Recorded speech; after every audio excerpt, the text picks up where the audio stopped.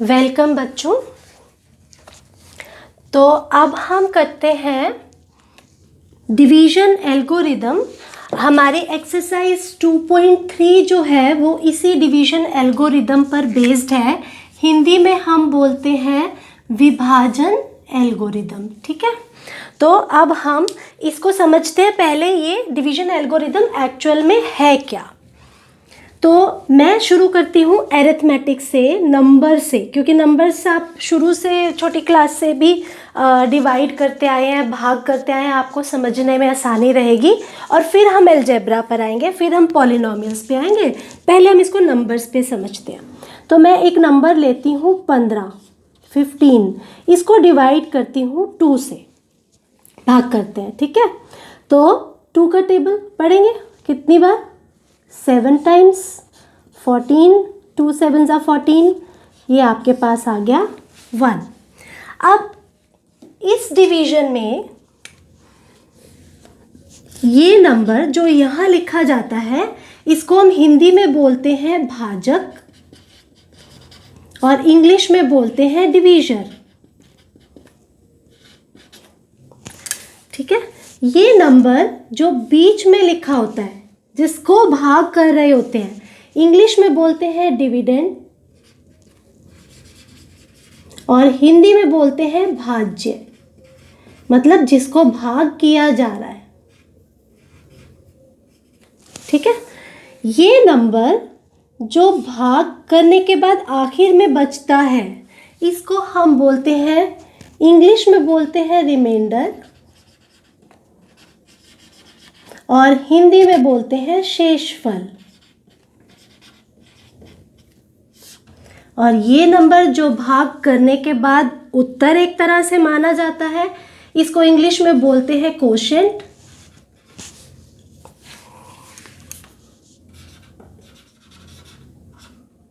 और हिंदी में बोलते हैं भागफल। तो ये नाम आपको याद रखने होंगे।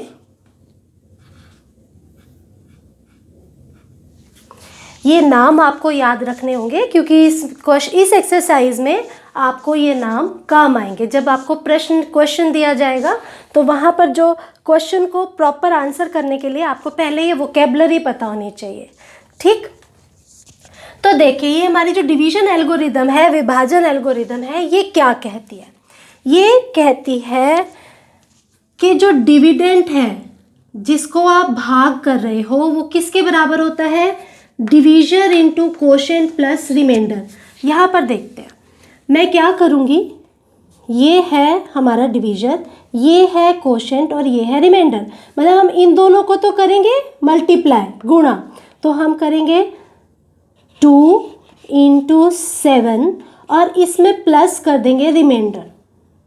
तो ये देखिए 7 2 ज़ा 14 प्लस 1 15, मिल गया ना आपको डिविडेंड। यानी इस डिविडेंड को लिखने का एक और तरीका है divisor into quotient plus remainder. 15 same dividend को इस तरह से ब्रेक किया जा सकता है। ठीक, तो इंग्लिश में अगर मैं इसको बोलूँ, हिंदी में अगर मैं इसको बोलूँ तो ये जो बीच की टर्म है जिसे हम कहते हैं भाज्य, भाज्य को लिखने का एक तरीका है जिसमें हम बोलते हैं कि भाजक गुणा में भागफल जमा में शेषफल। जब हम ये करते हैं तो हमें वापस से भाजक मिलता है। मतलब 15 को लिखने में हम 7 गुणा 2 जमा 1 भी लिख सकते हैं। तो इसी तरह से ये तो हमने किया नंबर्स एरिथमेटिक में, इसी तरह से हम अलजेब्रा में भी लिखते हैं। और अलजेब्रा में जिस भी पॉलिनोमियल को हम भाग कर रहे होते हैं उसको हम बोलते हैं भाज्य डिविडेंड, जिससे भाग कर रहे होते हैं उसको बोलते हैं डिवीजर भाज्य। जो हमारे पास यहाँ पर उत्तर आता है उसे कोशेंट और भागफल, और जो आखिर में बचता है उसे रिमाइंडर या शेषफल कहते हैं। और ये वाला फॉर्मूला पॉलिनोमियल के केस में भी हमारा सच होता है, ट्रू होता है। तो क्या हम एक क्वेश्चन सॉल्व करके देखें कि किस तरह से ये वहाँ पर भी हमारा ट्रू होता है, वेरीफाई होता है। एक बार बस मैं आपको लिख के बता देती हूँ जिस तरह से हम ये नंबर्स का हम मिटा ही देते हैं।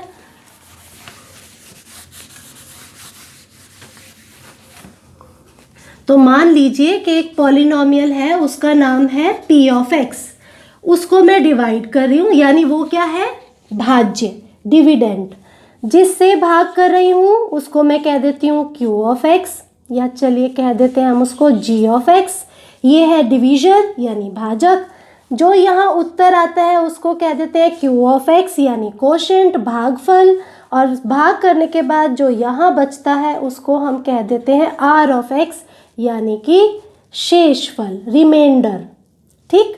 और यहाँ पर भी हमारी, अगर मैं इस सिंबल की फॉर्म में लिखूं तो यहाँ पर हमारी जो डिवीजन एल्गोरिदम, विभाजन एल्गोरिदम है, वो कैसे लिखी जाएगी। यहाँ देखिए, ये है p ऑफ x बराबर, ये क्या है, ये वाला g ऑफ x मल्टीप्लाई, ये होगा q ऑफ x कोशेंट, और प्लस में r ऑफ x रिमाइंडर। तो आप देख सकते हैं, इसको हम डिवीजन एल्गोरिदम कहते हैं। और इसको पॉज करके नोट कर लीजिए, अपने पास लिख कर रख लीजिए, क्योंकि मैं आपको अब एक क्वेश्चन करके दिखाऊंगी जहां पर आपको इस फॉर्मूला, इस एल्गोरिदम की ज़रूरत पड़ेगी। तो वीडियो को पॉज करके इसे नोट कर लीजिए प्लीज़। तो बेटे हम क्वेश्चन देखते हैं एक्सरसाइज 2.3 का क्वेश्चन नंबर 1 फर्स्ट पार्ट है, जहाँ पे हमें px दिया हुआ है x³ minus 3x² plus 5x minus 3, gx दिया हुआ है x² माइनस 2। हमारा क्वेश्चन है कि हम पॉलिनोमियल px को gx से भाग करें, डिवाइड करें और कोशेंट एंड रिमाइंडर बताएं, यानी भागफल भी बताएं कितना आता है और शेषफल भी बताएं कितना आता है। तो हम इसको भाग करेंगे। जैसे मैंने 15 एक एग्जाम्पल लिया था, 15 को 2 से डिवाइड किया था, यहाँ पे हम px को डिवाइड कर रहे हैं gx से, तो हमने लिख लिया उसी तरह से।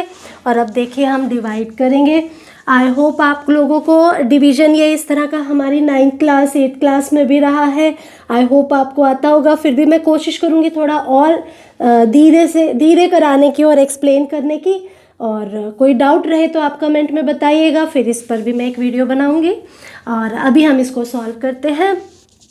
तो हम क्या देखते हैं, ये हमारा एक पॉलिनोमियल है g ऑफ x में डिग्री कितनी है 2, हाईएस्ट पावर ऑफ वेरिएबल। ये हमारा p ऑफ x की डिग्री कितनी है 3, क्योंकि हाईएस्ट पावर ऑफ वेरिएबल 3 है यहाँ पे। अब हमें क्या देखना होता है, इसकी भी फर्स्ट टर्म देखते हैं, इसकी भी फर्स्ट टर्म देखते हैं। हमें देखना है इसको मैं कितने से मल्टीप्लाई करूँ कि x³ आ जाए। तो x² को अगर मैं x से मल्टीप्लाई करूं तो x³ आ जाएगा। इसीलिए मैंने अपने क्वोशेंट में फर्स्ट टर्म जो लिखी है वो लिखी है x। अब ये x जो है वो x² से भी मल्टीप्लाई होगा और 2 से भी मल्टीप्लाई होगा, और फिर हम वो यहाँ लिखेंगे। ओके, तो देखिए कैसे, जब हम इसको x² से मल्टीप्लाई करेंगे x को तो आ जाएगा x³। अब -2 इंटू x करेंगे तो -2x, वो यहाँ नहीं लिखा जाएगा क्योंकि ये x² की टर्म है, लाइक टर्म्स नहीं है ये, ठीक है।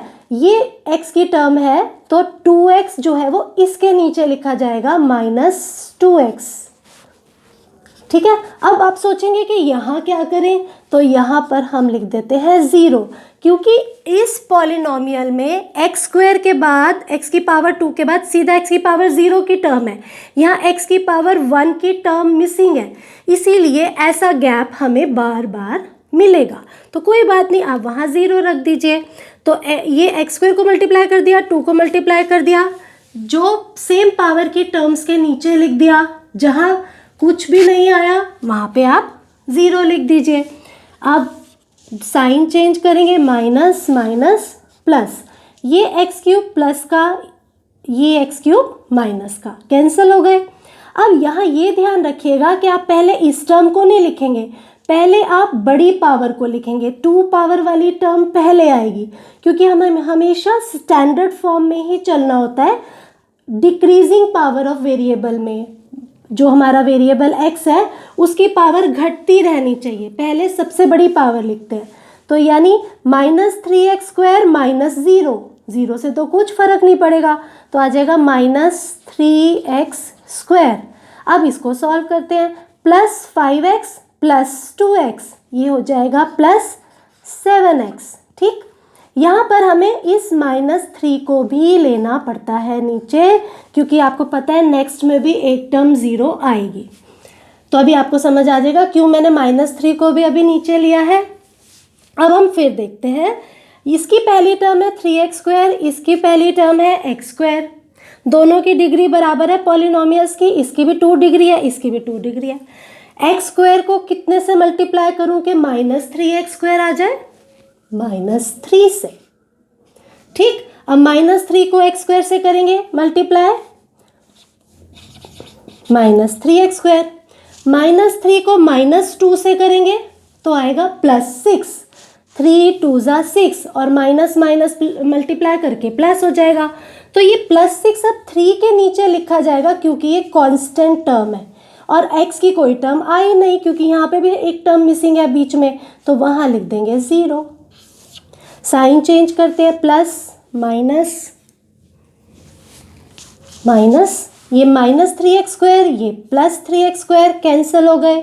अब भी हम पहले इसी टर्म को लिखेंगे, +7x - 0, तो ये हो गया +7x, -3 -6 -9।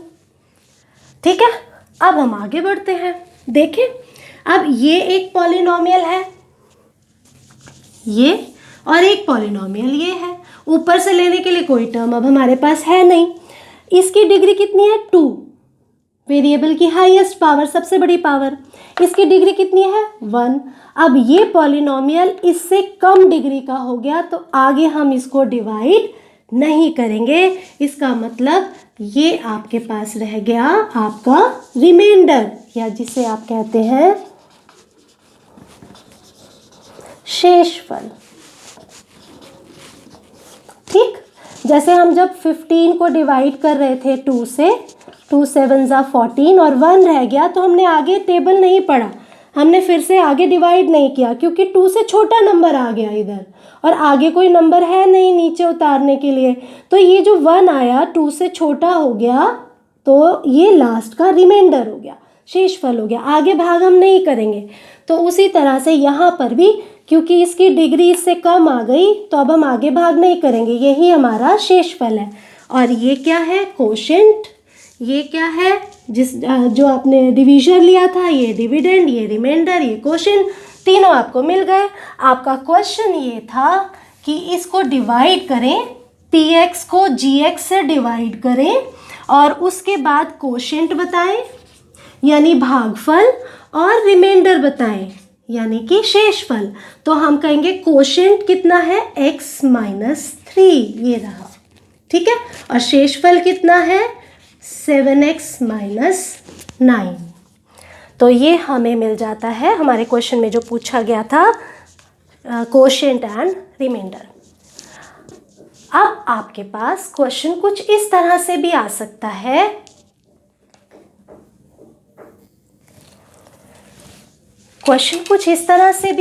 है, कि आप ये बताइए कि gx px का फैक्टर है या नहीं। तो फैक्टर बताने के लिए हमें इसी तरह भाग करना होता है, सिर्फ हमें ये देखना है, अगर तो हमारा रिमाइंडर 0 आ जाता है तो हम कहेंगे gx px का फैक्टर है।